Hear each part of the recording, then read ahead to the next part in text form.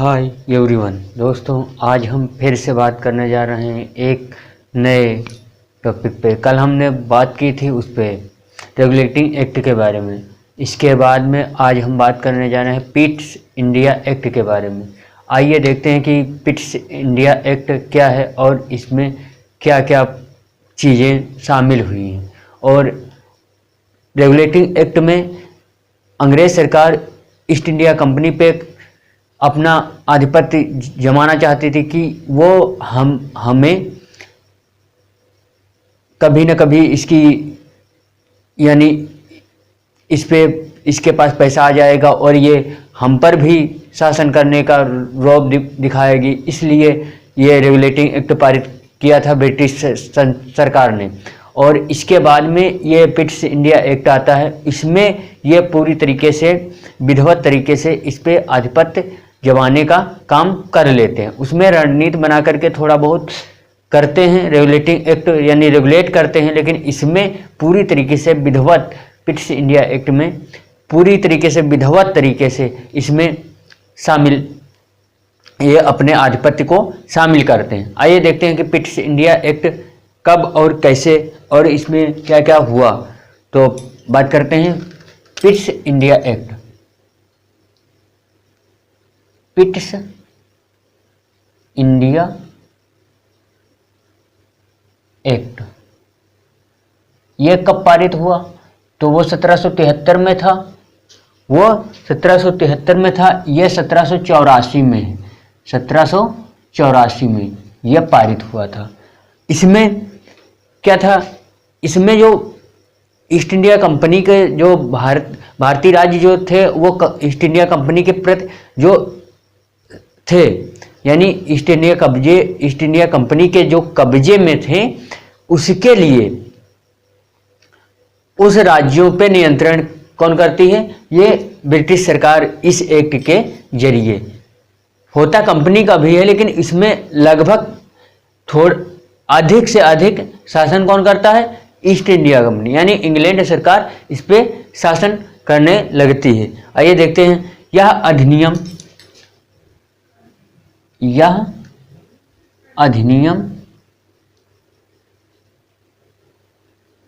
Company, ठीक, यह अधिनियम कंपनी द्वारा अधिगृहित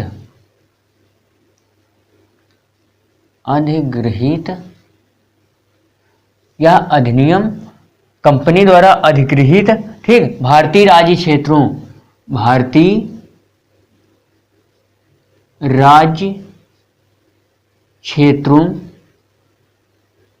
देखो इसमें क्या क्या बातें हो रही हैं।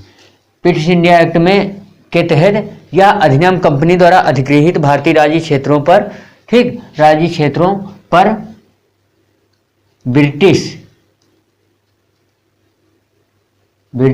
ठीक, ब्रिटिश सरकार का, ठीक, ब्रिटिश सरकार का स्वामित्व, ठीक, स्वामित्व के दावे का, ब्रिटिश सरकार के स्वामित्व का, ठीक, यह अधिनियम कंपनी द्वारा अधिगृहित भारतीय राज्य क्षेत्रों पर ब्रिटिश सरकार के स्वामित्व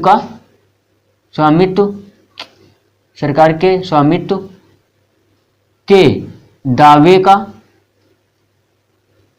का पहला दस्तावेज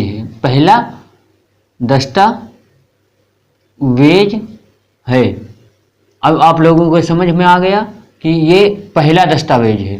Pitt's India act regulating act में ये उनको कहते हैं कि तुम्हारे ऊपर हम, यानी कुछ क्षेत्रों में हम तुम्हारे ऊपर दबाव करेंगे, यानी हम शासन करेंगे, लेकिन इसमें यह पहला दस्तावेज होता है स्वामित्व का कि हम ईस्ट इंडिया कंपनी पे, यानी भारतीय जो राज्य क्षेत्र हैं जो कंपनी के द्वारा शासित हैं, उन पर ब्रिटिश सरकार के स्वामित्व के दावे का पहला शासन ये करते हैं, ठीक।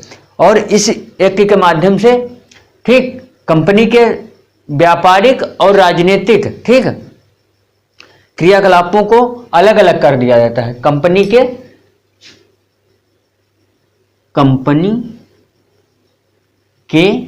व्यापारिक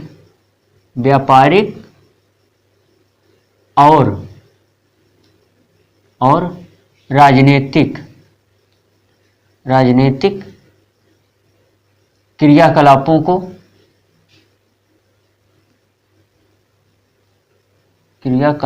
को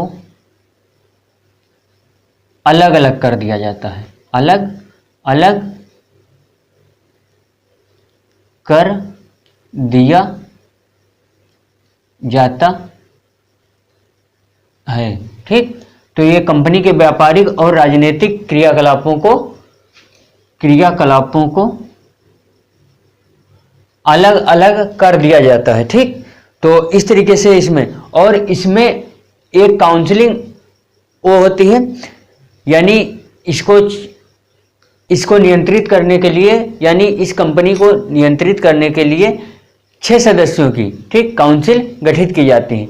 6 सदस्यों की काउंसिल गठित की जाती है, 6 सदस्यों की काउंसिल। ठीक, इसमें एक एक्सचेकर होता है, chancellor of exchequer, chancellor of exchequer,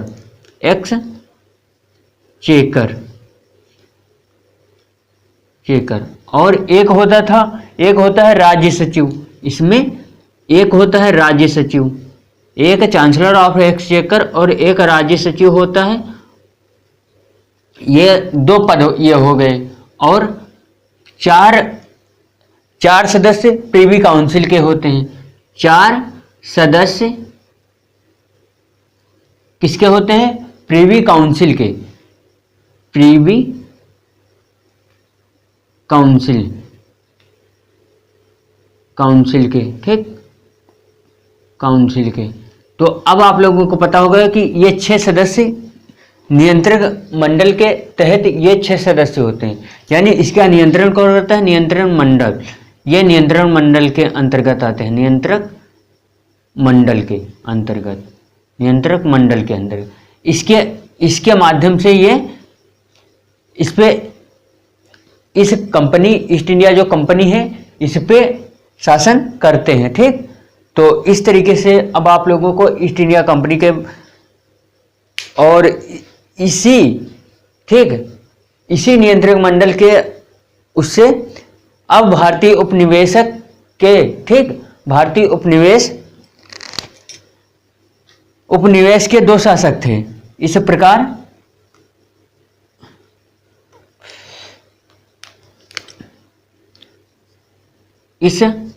प्रकार ठीक, भारतीय उपनिवेश के, ठीक, भारतीय उपनिवेश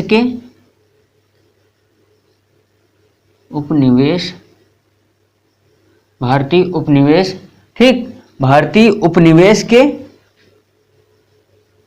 2 शासक थे। देखो ब्रिटिश इंडिया एक्ट में ये बनाया गया था, 2 शासक थे। कौन कौन से? सबसे पहला कंपनी का निदेशक बोर्ड, पहला कंपनी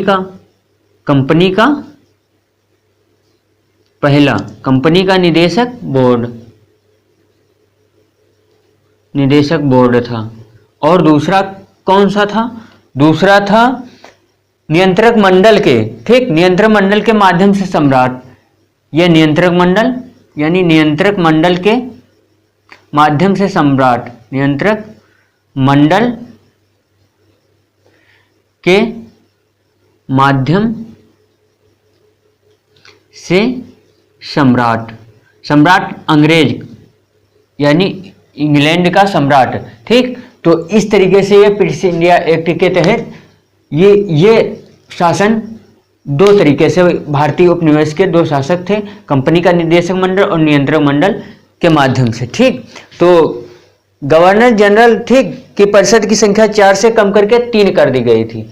इसी एक्ट के तहत गवर्नर जनरल, ठीक, आइए बात करते हैं, देखते हैं।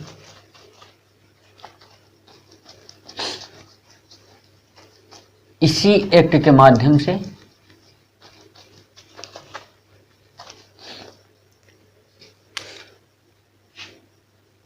इसी एक्ट के माध्यम से गवर्नर जनरल, ठीक, गवर्नर जनरल, ठीक, गवर्नर जनरल, ठीक, की परिषद के, ठीक, की परिषद के 4 सदस्यों की बजाय 3 कर दी गई थी संख्या। 4 सदस्यों की जगह 3 सदस्यों को रख दिया गया, ठीक। अब आप लोगों को पता हो गया हो कि किस एक्ट के तहत गवर्नर जनरल की परिषद की संख्या को 4 से 3 कर दिया गया।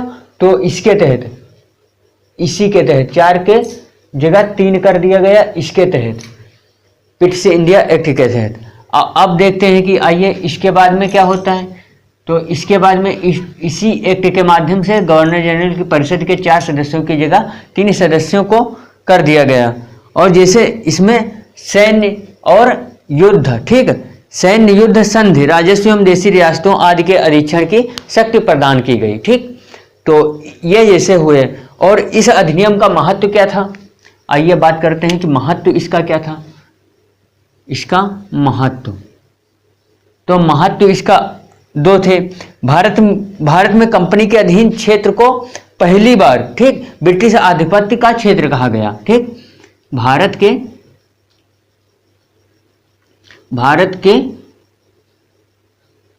ठीक, भारत के जो कंपनी के अधीन